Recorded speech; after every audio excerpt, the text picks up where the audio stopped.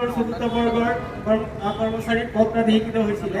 Total আমাৰ জ্যেষ্ঠ মহাবিদ্যালয়ৰ পৰা ধৰি উচ্চ প্ৰাথমিক বিদ্যালয়লৈকে ৩,২৭১ জন অনা শিক্ষক কৰ্মচাৰী পদ প্ৰাধিকৃত হৈছিলে।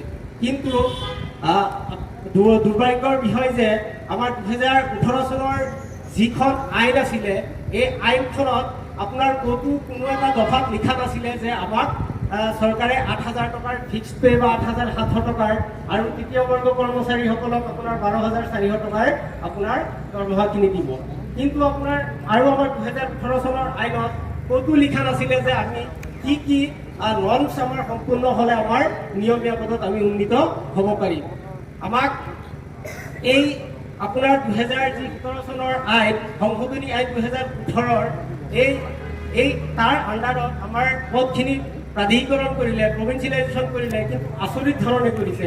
আমি যেতিয়া নিযুক্তিখিনি পাইছিলোঁ, তেতিয়া নিযুক্তিখিনি পাই আমি আচৰিত হৈছিলোঁ আৰু অবাক হৈছিলোঁ, বোলো এইটো কেনেকৈ আমাক নিযুক্তিখিনি আমাক দিলে। আমাক ফিক্সড ৰেট দিছে, কাৰণ আমাৰ আপোনাৰ যিখিনি অনাশিক্ষক আছে, আমাৰ কলেজটো আপোনাৰ আপাৰ প্ৰাইমেৰীলৈকে, এই আমাৰ অনাশিক্ষক কৰ্মচাৰীসকলৰ কাৰণে নাই আপোনাৰ কিবা এম.এত আপোনাৰ 50% লাগে, নাই B.Ed ডিগ্ৰী উত্তীৰ্ণ লাগে, নাই আপোনাৰ আপোনাৰ টেট কোৱালিফাই লাগে, নে আপোনাৰ হায়াৰ ছেকেণ্ডেৰীত 50% লাগে, নে আপোনাৰ DLED লাগে, নে আপোনাৰ গ্ৰেজুৱেশ্যন কমপ্লিট লাগে, একো নালাগে, কোনো নৰ্মছ নাইকিয়া। ৪-৫টামান নৰ্মছ বান্ধি দিছিলে যে আপোনাৰ SMC কমিটিৰ এপইণ্টমেণ্টৰ নিযুক্তিৰ তাৰিখৰ পৰা আপোনাৰ 31/12/2010লৈকে এটা অনুষ্ঠানত আপোনাৰ 6 বছৰৰ ভত্তা থাকিব লাগে।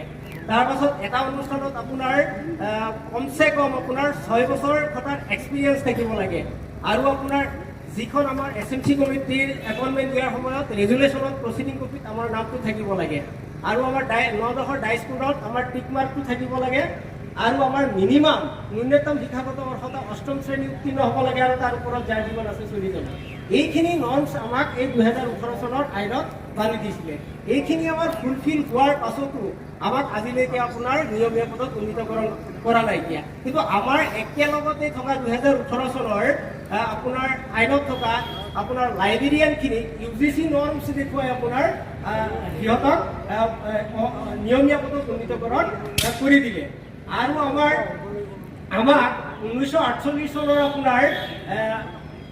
আপোনাৰ আছাম লেবাৰ এক্টৰ ভিতৰত পেলাই 8,000 আৰু 8,700 টকা আমাৰ চতুৰ্থ বৰ্গৰ কৰ্মচাৰীখিনিক দি আছে। আৰু আমাৰ তৃতীয় বৰ্গৰ কৰ্মচাৰীক আপোনাৰ একেই এই 1948 চনৰ আপোনাৰ এই লেবাৰ এক্টত পেলাই 12,400 টকা আপোনাৰ দি আছে। সেইকাৰণে আজি আমি অপ্ৰাধিকৃত আমাৰ শিক্ষক সন্থাৰ সভাপতি সৰ্বমোহন বৰাদা আৰু আমাৰ টেট উত্তীৰ্ণ শিক্ষকসকলৰ সভাপতি তলৈক্য ডেকা, আৰু আমাৰ টিউটৰ সন্থাৰ আছে জীৱন তালুকদাৰ আছে, মুক্তিবুদ্ধা আছে, গোটেইখিনি আমাৰ সহকৰ্মী একেলগত আছে। আমি তেখেতসকলৰ লগত সহযোগ কৰিছোঁ যে আগন্তুক দিনত আমাৰ অহা 2025 চনৰ আগতে 24ৰ ভিতৰতে, ডিচেম্বৰৰ ভিতৰতে যে আমাৰ পদখিনি আমি নিয়মীয়া পদত উন্নীতকৰণ কৰিব পাৰোঁ। আৰু লগতে আমাৰ যিখিনি শিক্ষকসকলৰ পদখিনি প্ৰাধিকৃত হোৱা নাই, তেখেতসকলৰ পদখিনি প্ৰাধিকৃত হ'বৰ কাৰণেও আমি যিকোনো কাৰ্যসূচী হাতত লৈ আগুৱাই যাব পাৰোঁ। এইখিনি কৈয়ে মোৰ বক্তব্য মই সামৰণি মাৰিলোঁ।